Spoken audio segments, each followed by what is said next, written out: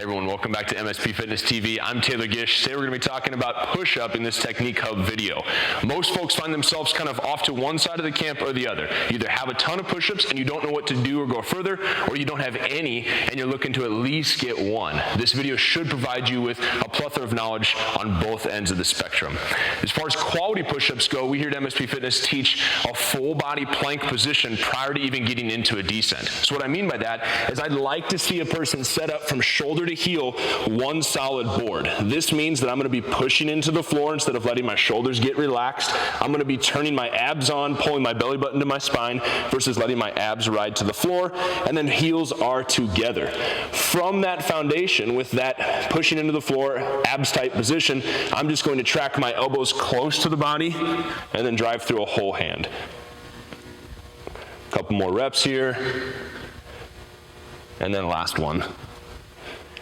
Now that we've seen a good quality push-up, we immediately think of how the things go wrong. We're not supposed to have the elbows go out. We're not supposed to lose shoulder position. I shouldn't see the hips sink low to the floor. When those things happen for you, we need to find exercises that support those needs, right? To support those weaknesses. One thing trainers commonly fall back on is just do a push-up from your knees. The problem there within is, yes, you lighten the load, but you don't support that full plank position from heel to hand. So what we do at MSP is we bring folks up to a risen push-up. So all I'm going to simply do is bring the floor up to an appropriate height for you. You still keep all those good parameters, right? Abs turned on, hands pushing into the device. The device just now is risen to a very specific height. I would encourage you, make it specific, right? I've got 245s here. Make it 145. Make it a bench. Make it something that's appropriate so that your last reps are challenging for that given set. Demonstrated here, I'm just going to find my same shoulder width position. I'm going to find my same heel to heel, shoulders over my wrist position. Elbows are going to track, and then as always, keep the abs tight, push the shoulders through all the way, allowing for that full scapular mobility. One way to bring this even further is just to lower the height, right? Now you've gotten that height locked in, go ahead and grab a little bit lower of an incline, maybe a bench, maybe a few less 45s. Same push-up position, that's the luxury of the incline. The movement never changes. Same quality, same everything. Now that we've mastered that push-up from an incline, it's important to know that the incline is not the magic exercise that makes you gain push-ups. It's a combination, many pieces of a much larger puzzle.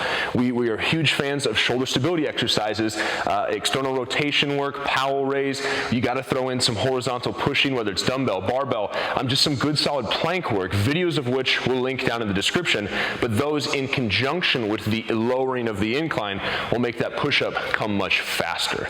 Going forward, now those of you who are kind of waiting on the sidelines can now hop in the game. Let's talk about once you've mastered 10 bodyweight push-ups from the floor, count them 10, now we can start to load things up, whether it's in the form of a plate on your back, chains from around your neck, maybe some manual resistance with a coach or a partner. These are all ways to make that bodyweight environment a little bit more intense. Here we are, gang, now with the dips, the final part of this progressive series on the push-up. I want to, however, preface the fact that I need to see 30% of your body weight on your back in a weighted push-up environment before we even touch the bars. Giving you a little bit of a math example, the 170-pound male, 50-ish pounds is 30%, so you throw a 45-pound plate on your back for 10 repetitions. You've showed me you've earned dips. Let's have a chat. You'll notice that our bars are formed in an A fashion or a V fashion and not parallel. That allows for the difference in width of shoulder amongst individuals. My shoulders may be wider than yours, yours may be wider than mine. It doesn't matter because we have this V setup. Measure from fingernail to elbow on one arm to find your width, and then just place the hands behind that juncture. As we come to the top, it's just like the push-up. Abs tight, tall chest, hands pushing in. I want to see the elbows track as you descend down like an elevator, and then right back up tall to the top. No movement elsewhere in the torso, just like an elevator, straight down and then straight back up. Depth is something important to note, right? Just like a squat, it's going to be somewhat relative to the individual. I would ultimately like to see, though, that shoulder kind of eclipsing the bicep or coming in line with, if not deeper, than the elbow. One thing to note though, just like we had common errors on the push-up, elbow sneaking out, loss of shoulder position, hip sagging, those things can happen on the dip too. Coming out of the bottom, it's tempting to kind of have elbows wing out, torso wiggle.